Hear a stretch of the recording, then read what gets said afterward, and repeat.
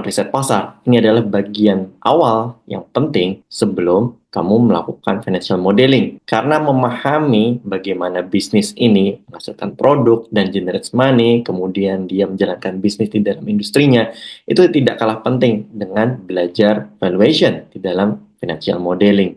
Oke, tidak perlu berlama-lama, apa aja yang kita pelajari dari melakukan market research dalam valuation.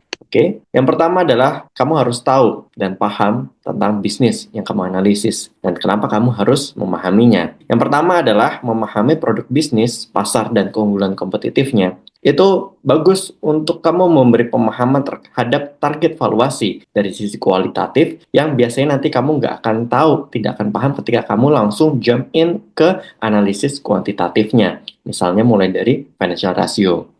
Kemudian yang kedua adalah ini membantu dalam membuat assumption dalam model lebih baik dan lebih tajam. Ketika nanti dalam financial modeling, kita akan belajar bersama membuat assumption sebelum kita membuat projection.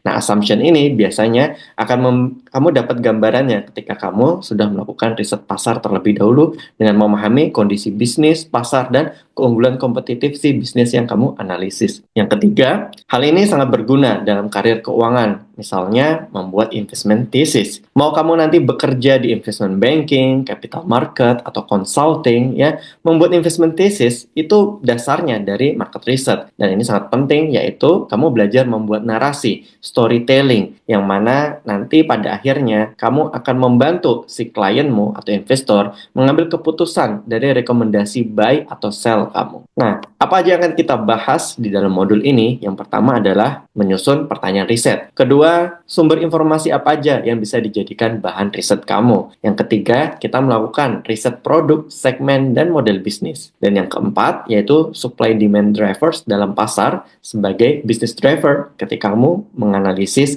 si keuangan bisnis ini. Yang kelima, melakukan analisis eksternal dan internal seperti SWOT atau Porter's Five Forces. Dan yang keenam adalah bagaimana cara menentukan posisi dan keunggulan kompetitif sebagai landasan investment thesis yang akan nanti kamu sajikan dalam presentasi akhir.